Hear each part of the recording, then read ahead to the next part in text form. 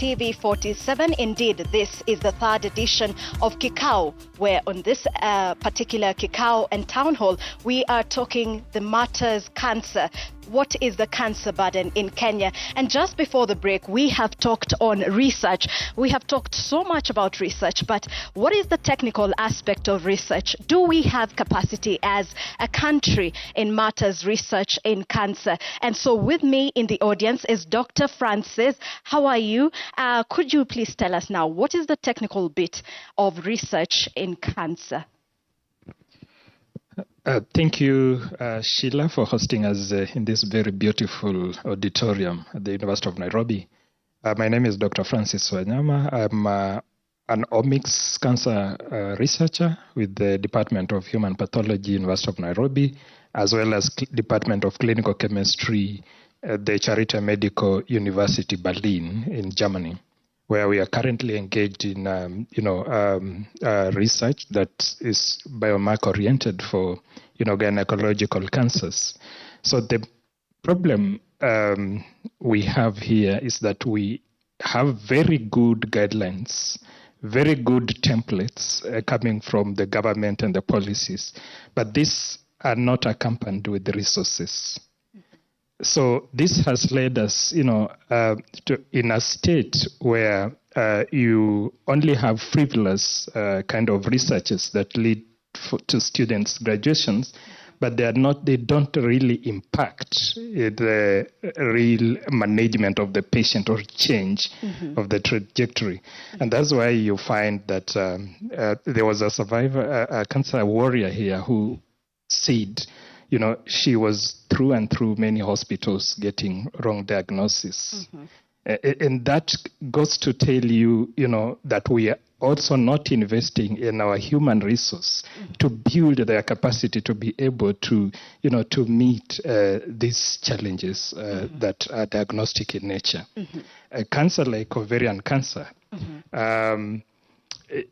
most of the time, the diagnosis gets it wrong. And you only come to diagnose it when it's very late in advanced stages. And actually, about 75% of the patients that are diagnosed with ovarian cancer are usually in stage 3 and stage 4. And the major reason is misdiagnosis and also lack of the specific tests. So as a country, we need to invest more in the diagnosis. But the problem you can see, it's even in the news today. We have invested much in politics. 2 billion can do quite a lot when it comes to research, researching on cancer. A serious research would take like 200 million. Yes. So you can imagine what 2 billion would do. But again, we have our priorities wrong. Okay. So we call upon leaders to really do much more and invest, follow these beautiful documents with the resources. Then we'll solve our problems. Thank you. Right. Thank you so much, Dr. Francis. And you bring up an important point, which is funding for this particular research. And even as we speak about research, allow me to engage another cancer warrior as you tell us now about the challenges. In 30 seconds, what are the other challenges as I let our panelists ponder on this question of funding? Thank you so much. My name is Esther Wanjiko. I hail from Dandora. Nikiongelea mambo ya changamoto ambazo tunapitia sisi kama I'm a cancer survivor, stage 4 breast cancer survivor since 2022, and I'm still on treatment. Changamoto kubwa ni lack of knowledge. Hatujui kama tuko na cancer sisi wenye hatujapimwa. So tukiomba serikali venye tu wanafanya kama AIDS, wanaenda tu doorstep, wanakuja na kuambia tuko na mpaka test kits tupime. So unapenda tu kidole chako unaboa kama uko positive au uko negative. Serikali iko na uwezo wa kwenda mpaka kwa doorstep tupate hizo huduma kwa doorstep. Number 2 ni misdiagnosis yenye daktari amesema tu sahi sitarudia. Number 3 ni long queues. Unaweza patikana kama unafikiria uko na ugonjwa, lakini ukianza ufike kwa matibabu unachukua muda mrefu kitabu kwanza ya matibabu. Like in my case nilianza 2017 kusikia niko na uvimbe kwa matiti, but nilikuja kuanza matibabu 2023. So wakati nilikuja kupatikana ilikuwa kaufibe kadogo, but kitambo nifikie kuanza matibabu ilikuwa stage 4. So you can see long queues. Like now ukienda Kenyatta uanze kusema tunataka CT scan, utabukiwa maybe August. Hata kama imeandikwa agency. Kidogo ya mwisho ni like ni mgonjwa wa Kenyatta. Kenyatta hakuna follow up kwa daktari. Unaweza pata daktari huyu, the next time ukiandikiwa appointment utapata daktari tofauti. Na wakati tumebukiwa wote wanajua siku fulani ni wagonjwa fulani wanakuja. Ni vizuri wanaweza gawanyisha. Ujue mimi nitaattend wagonjwa 10 ama wagonjwa 5 depending na hiyo list. Ndio at least ukue na follow up ya daktari wa mmoja. Unajua tuko na daktari anaweza kukufuatilia useme my doctor. Ya mwisho ni Kenyatta sahi wanafanya tu analog. Yes. Ni kufuatilia sahi ni files. So unaweza pata files zimemisplaced sababu ni wagonjwa ni wengi na files bado ziko mingi. Then unaweza patikana unatumwa clinic fulani, the next minute unatumwa clinic fulani. So file inapotea tu hapo katikati. Kama ingekuwa na system, at least ukienda kama mgonjwa kama mimi Esther, ukiklik tu hapo Esther utaonekana vizuri umetibiwa mpaka wapi na umefikisha wapi. Lakini unapata hata files zimepotea. Kama umefanywa test inabidi urudie sababu file haipatikani. So kuna hiyo mgonjwa mwenye hawezi pata hiyo nafasi ya kuweka hizo photocopies, una have to kulipa tena ndio ufanyiwe hizo tests. Na mwisho drugs ziko na shida kupatikana. Tuko tayari kumeza dawa but dawa hazipatikani. Ya mwisho ni SHA system ziko chini. You know the question ya mwisho kabisa Esther, you know the questions truly are really too much here, but allow me Linda to just engage one other lady here in the audience who had questions for the deputy DG. Good evening everyone. My name is Caroline Okere. I'm a caregiver and a cancer advocate, and I'm proud of all the cancer survivors in the house. Happy World Cancer Day. My first question goes to the Deputy DG about the SHA issue. We have people who had paid the upfront 2 years. Most of the patients had paid 2 years upfront with the NHIF. But when they go to seek services, they're told that their money is not in the system, so they are requested to pay again. Let's have the mic up. What happened to the money that paid? Like I have like 10 people who had paid up to 2026, sorry. What happens to their money? Because now some of them can't go for treatment. Number 2, this issue of SHA, the limit is 300,000 per person.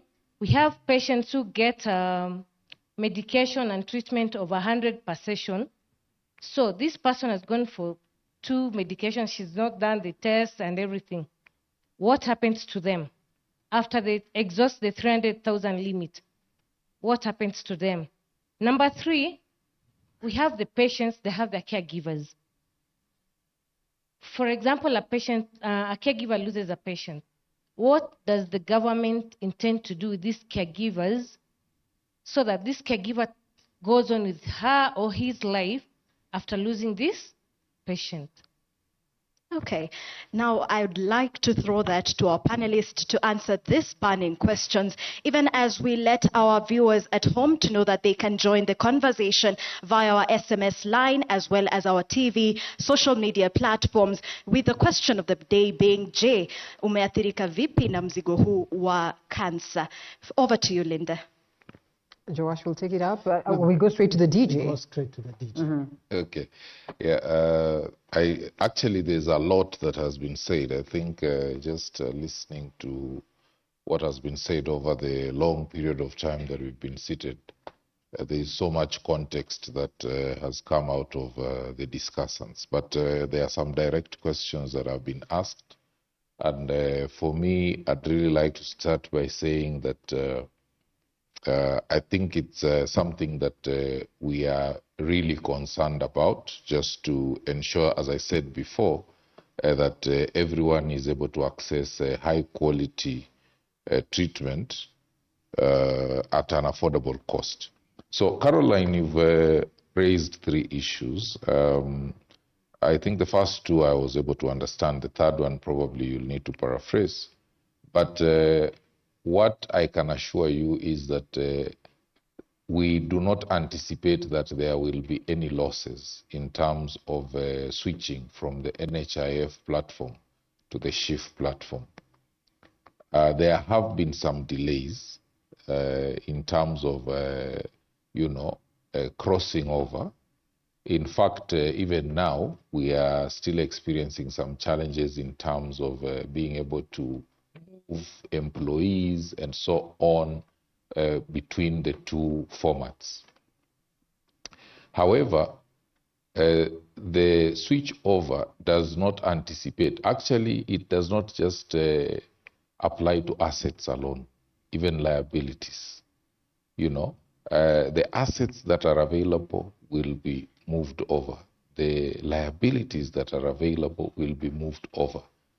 There are so many things that are being taken up by the SHIF platform, including even debts that were owed to hospitals, by the NHIF. So I just want to echo what was said earlier by the chair of the Departmental Committee on Health in Parliament, to say that it is taking a bit longer for this process to now stabilize. Of course, we've seen a lot of stabilization from the beginning. It was much more rocky, but it is taking a bit longer. Initially, and I'll request that maybe I take 1 or 2 minutes here just to be able to bring some context out here. Initially, it was expected that, the plan was very clear, because the plan was that we want to undertake a much more intensive program, which is not just going to focus on about 20% of the people, but is going to focus on about 100% of the people. So that is a big, massive shift. Number 2, we were looking at a fairly new engagement where now we are not just saying that people pay a small amount of money, fixed, it doesn't matter how much you're earning, to now a prorated design where those who are earning more are going to pay more, those who are earning less are going to pay less. The indigents are not going to pay, they'll be paid for. So it is a complex scenario where now we were expecting that there were other pieces which are involved. It's a very complicated thing. It's not straightforward. There are other pieces that are very important in this whole scenario. For example, for this particular massive strategy to work, then we also want to substantially reduce the numbers of people who are seeking curative services. Yeah, we want to reduce the amount of money that is being deployed to curative services. And that's why we are now working towards bringing in a lot of investment to primary health care, health promotion, disease prevention, to drastically reduce the numbers of people who are attending hospital. Dr. I want to come in. I want to come in even as you respond to that, and perhaps ask this question. That would take a collective approach to the concerns of health in the country. But just how is this uniquely fashioned to address the concern of cancer, which is what brings us tonight to this auditorium, such that then we can speak to them directly that are affected, bearing in mind that we continue to struggle with oncological centers, oncologists in the country. They stand at around 90 or thereabout. I stand corrected. I mean, how do we address this fashioned uniquely to cancer? Quickly. Yeah, so generally this applies to almost across board, because what this program is intended to do is to be able to handle the public health issues. Now, you really have to get the context, because most of this conversation is usually fashioned in a way that looks a bit confrontational and combative, and it has been politicized and it has lost direction. But one of the things that you have to understand is that public health is a very interesting area. It is not just about government, just about the Ministry of Health. Public health is about all the stakeholders. It is about all the sectors that are involved. You know, we are shifting from a clinical approach to a public health approach, where if somebody comes to the hospital with a fracture, we are not just concerned on, with the saying, let's go for x-ray, is it a simple fracture, is it compound, we put a plaster of Paris, are you in pain, painkillers, go home. Now we are asking, why is this person fractured? Then we find out maybe there was an accident. Why was the accident there? There is a pothole. So we bring in the transport people, say, fix the pothole so that we don't have more accidents happening. It's a holistic thing. So you'll find transport people are in there. Maybe the driver was drunk. The laws are not good. We want to bring in the lawmakers so that we address it holistically. Beyond and above government, we are also bringing in private sector. We are bringing in the community. It is a holistic thing. Everybody has a role to play. I think that is what I'm struggling to say. Just a minute. Just a minute. We really want to group in the private sector. Yeah, please allow me. Please allow me so that yes, at least we can have a logical Make background. it 30 seconds. I'll try.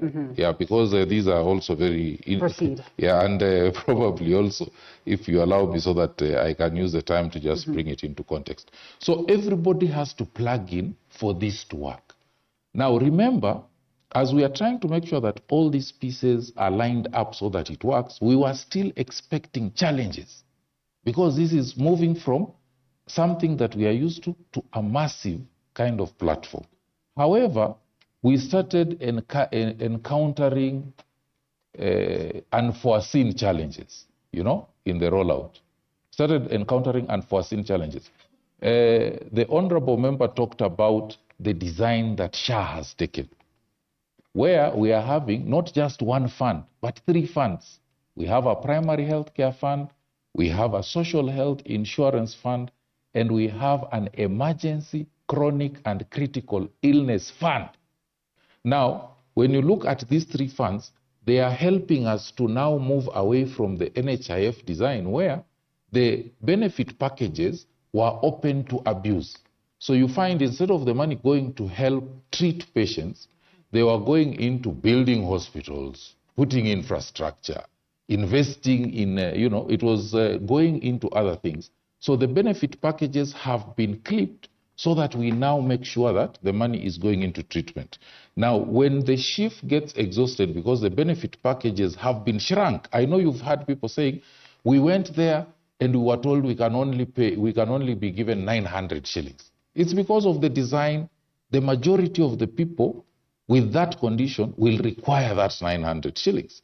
But a few of them will require much more.